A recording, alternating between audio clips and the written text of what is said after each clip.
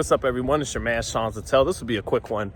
Just saw Ben Whittaker'S KO1 over Ben Gavazi out there in the UK. So let's get started. Talented fighter. I think we all know that. The question with Ben Whittaker is, we know he has a lot of sizzle. How much steak to go with that sizzle? Well, today he had a knockout of the year candidate. I say candidate because it'll make the list of the best knockouts of 2025. I still think Brian Norman's knockout of Jin Sasaki is going to be the KO of the year winner, but he scored a candidate today. And Benjamin Gavazi, I quickly looked up his opponent's win-loss record. It was 169 wins, I believe, to 347 losses. So even though he came in with a 19-1 record, this was an overmatched opponent, well out of his depth, talent-wise, against Ben Whittaker. Fight didn't last long. Whittaker started with his jab, which is always a good thing. It's something he's been doing ever since he had the rematch to avenge his only draw of his career. He's been on his jab since that first draw. And he started with it today.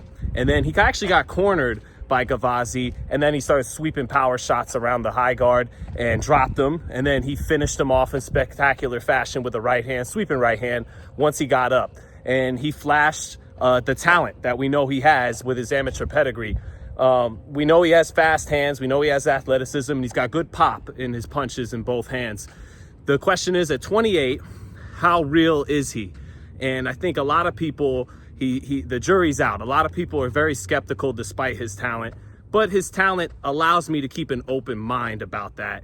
He's 28, he's not 21, and he is already ranked in the top 14 by everybody but the WBO. So we'll see.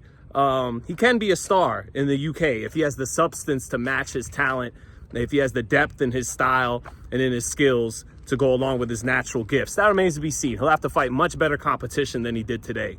But his talent allows me to keep an open mind about that. Eddie Hearn believes he could be a star, and he can. Got a personality that's kind of polarizing.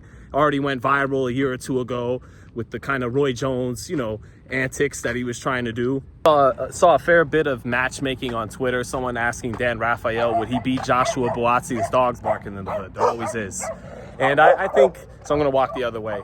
I think he would beat Joshua Buatsi right now. Actually, that's the perfect kind of step-up fight. I know Buatsi's coming off a kind of a dubious call in his last fight where a lot of people think he didn't deserve the nod, but we can see that fight. I think that's a good fight. I think Ben Whittaker could win that fight, would win that fight, and I think that's about a proper step-up for him right now. Proper step-up, yeah?